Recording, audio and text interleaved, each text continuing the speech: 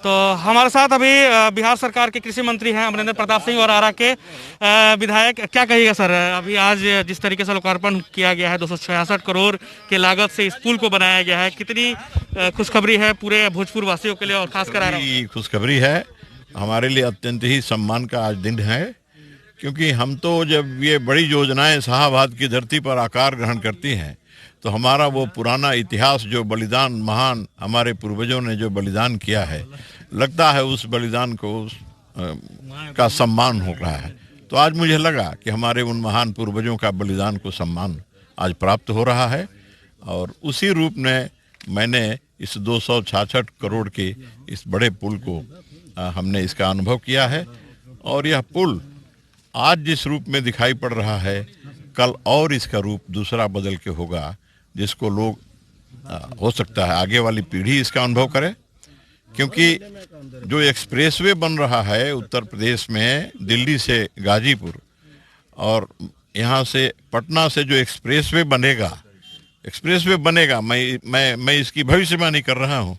और ये एक्सप्रेसवे पटना से होगा, जो इस पुल से होते हुए, ये 6 लेन पुल इससे होते हुए और वो गाजीपुर में जाकर के मिलेगा, और फिर ये जो हिस्सा है, ये हिस्सा दिल्ली और पटना का एक्सप्रेसवे का बनेगा। तो इस पुल का जो आनंद है ना, और इस पुल का भविष्य है, आज हम सोच करके रोमांचित हैं।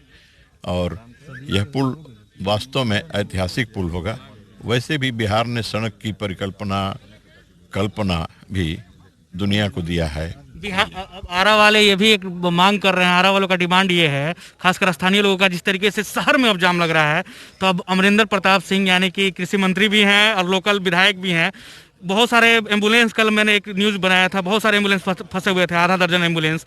कई सारे मरीजों की दिक्कत हो रही है, कई सारे स्टूडेंट को दिक्कत हो रही है, कई सारे शादी विवाह में या कुछ कार्य में जा रहे हैं उनको दिक्कतें हो रही हैं, ऑफिशियल आदमी को दिक्कतें हो रही हैं, कई सारे जगह जाम लग रहे हैं आरा में। इस पुल के का विधिवत उद्घाटन के बाद अब पटना शहर के अंदर और शहर के बाहर जो जाम की स्थिति हुई रही, इस पर हम लोग अब मिलने वाले हैं, बैठने वाले हैं अधिकारियों से। प्रशासनिक तौर पर जन सहयोग की भी अपेक्षा है, तो जनप्रतिनिधियों को भी और जनता के बीच के विभिन्न क्षेत्रों के जो विशेषज्ञ हैं उनको भी बुला करके और इसका समाधान ढूंढने का हम लोग प्रयत्न करेंगे, और वो शीघ्र ही हम लोग इस काम। महोदय भी नहीं ये भी बात कहा, अभी उनसे पूछा तो उन्होंने भी यही बात कहा है कि हम लोग बैठ के और जल्दी से जल्दी इसका निराकरण करेंगे। सबको चिंता है इसकी, और सब लगे हुए हैं अब इसका। अब देखिए हम लोगों का एक्सरसाइज कितना राहत पहुंचा पाता है, अब ये देखने की बात है। लेकिन अब इसका सुखद परिणाम आवे तभी हम समझेंगे कि हाँ कुछ प्राप्त हो सके। कई चौड़ीकरण से शायद जाम हट सके।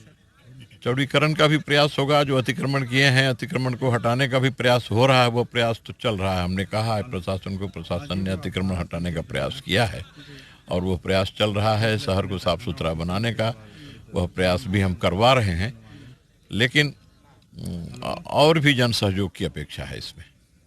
अभी तो हम नहीं कह सकते, लेकिन जब यह हम लोग जो काम करेंगे, जो सहमति बनेगी, अगर वह आकार ग्रहण करेगा तो कुछ कठिनाई होगी लोगों को पैदा, लेकिन उससे बाकी भविष्य में लोगों को राहत मिलेगी।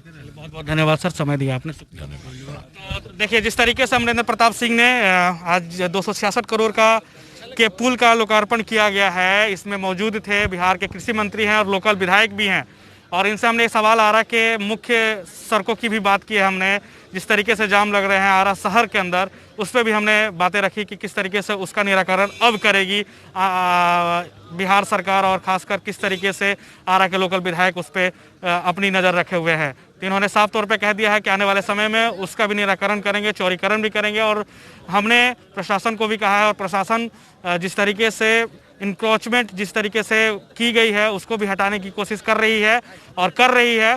और दूसरी तरफ आने वाले समय में हम इसका भी निराकरण करेंगे। खबर यही तक। आशा एक भारत के लिए मैं रैना सिंह, आपका प्यार समर्थन लगातार मिल रहा है, इसके लिए आप सभी का शुक्रिया, धन्यवाद। आपका अपना आशा एक भारत को सब्सक्राइब करिए भैया, और साथ ही साथ बेल बटन दबाना ना भूलें, क्योंकि बेल बटन दबाइएगा तभी तो खबर फटाफट पाइएगा।